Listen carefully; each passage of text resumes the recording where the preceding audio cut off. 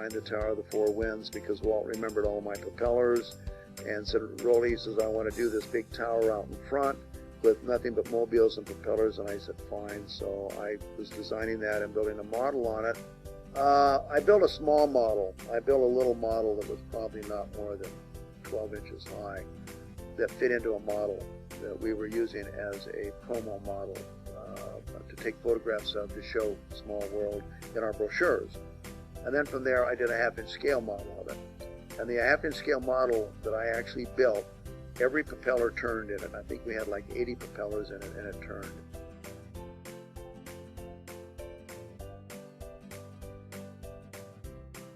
What they did is they would build a fake WED over on one of the sound stages, and then Walt would walk around the fake WED and talk to the different show designers about what it is that you're working on, and then you'd talk back to him.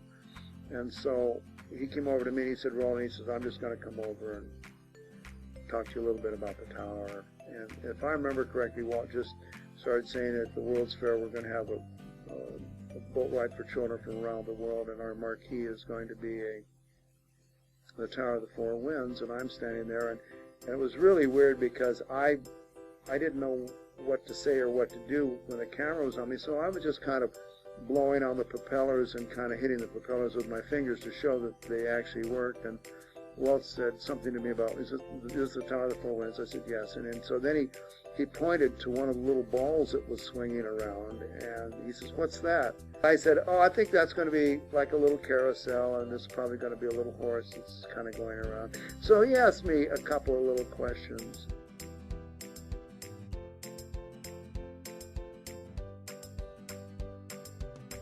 Subcontracted to an engineering firm called Taggart & Cass. And Taggart & Cass engineered it because they were concerned about the wind loads in New York because of hurricane conditions. So they over-engineered it. And pipes that were 6 inches in diameter became, 9 inches in diameter.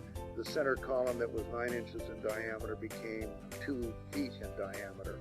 And what happened was the whole thing it lost the delicacy that I had in the original design. And the problem was that we were under a short time frame to engineer it and build it. We actually built it here in Los Angeles and shipped it to New York. And was that if we'd have the time, I could have added more structural pieces to tie it together more, like a cobweb, and we could have kept it delicate. But as it turned out, it didn't happen. There's pictures of he and I looking at the model and on television with the model. And then for him to actually see it in person, realizing how much it exploded, he was very much aware of the over-engineering of it. And he was being very faithful to the engineers and the fact of saying that they're doing that because of safety, and I understand that. And I told him, I said, well, I don't disagree with the concern of safety. I said, I just wish that they could have done it in a much more delicate way, which I think they could have if there'd been more cross-bracing in the actual design that I did, but we didn't have time to go back and do that,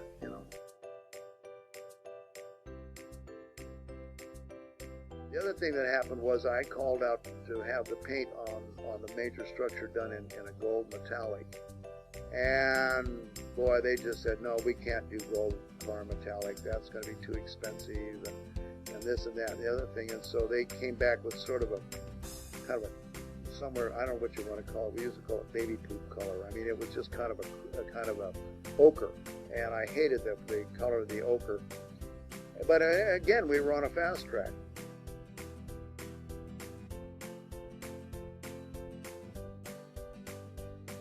And Walt said, Roland, he said, he came in one day and he said, the Tower of the Four Winds is ready for a buy-off, and you and I have got to go down and see it. And I'd been down taking pictures of it and seen it, and I hate to tell you this, but I hated it. I was really unhappy with it. And because it was, something that was very special to me as far as being a kinetic sculpture.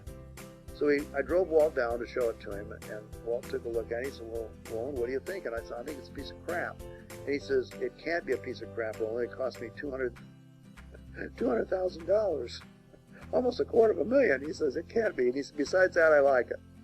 I said, okay, fine.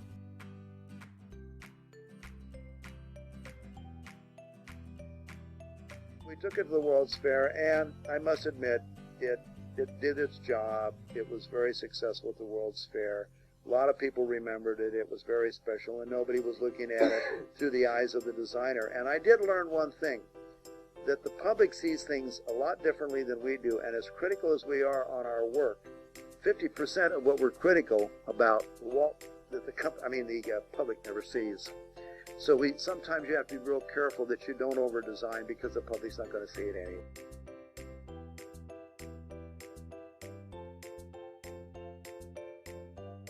So what happened was, Walt wanted to bring it back to Disneyland. And I was called in one day by Dick Irvine, and basically Dick Irvine said, Roland, you're on the hot seat. And I said, what do you mean the hot seat? He said, well, he says, we don't want the Tower of the Four Winds at Disneyland. And I said, well, neither do I. I said, it's ugly. And I said, besides, I've got the clock. I'm designing a clock out front. I said, putting the Tower of the Four Winds in front of the clock would just destroy the clock. It'd be ugly. And they said, well, we want you to tell Walt that you don't want the Tower of the Four Winds there. And I said, why? And they said, well, because, and there was Roger Broggie Sr., rather, that said, I don't want to maintain it. Mel Mountain, who was the head of finance, says it's going to cost too much money to bring it back. There was another person that said it's a safety issue. We don't want that. And 4 or 5 people had reasons that they didn't want it in Disneyland. But they had decided that Rolly should tell Walt not to bring it back. So we had the meeting with Walt, and we finished up the meeting and on Small World, about bringing Small World back. And so we got ready to close the meeting. And Walt said, is that it? And I said, no, sir. I said, about the Tower of the Four Winds. And he said, what about the Tower of the Four Winds? And I said, I don't think we should bring it back. And he said, what do you mean you shouldn't bring it back? And I said, I don't think we should bring it back. I said, we've done the clock. And I said, you put it in front of the clock. You've got confetti in front of confetti. I said, I think aesthetically it won't work. And I said, if we were ever to have it, I said, I hate it anyway. And I said, if we were ever to ever do it again, I'd like to do it inside of a building to where it could be delicate and really a very attractive piece of work. And so all of a sudden he kind of leaned back in his chair. He looked over and he said to Mel, are you concerned about how much it's going to cost to bring it back? And Mel said, well, no, Walt. He said, but yeah, there's a little concern there. And he said, Roger Bogey said, does the maintenance of it concern you a little bit? And, well, no, Walt. I mean, we can. And these guys started backing down, but at the same time they said, well, yeah. And then I realized Walt knew that they had set me up. And so what happened was he went right around the table and asked every one of them their concerns about the Tower of the Four Winds, and then he realized what had happened. So when the meeting was over, he said, okay, we won't bring it back.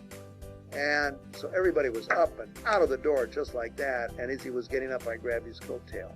And I said, well, does it really bother you that we're not bringing it back? He says, no, I don't know.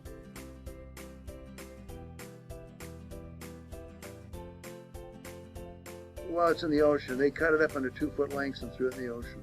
And on the Atlantic Ocean somewhere. It's all rusted out by now, I'm sure.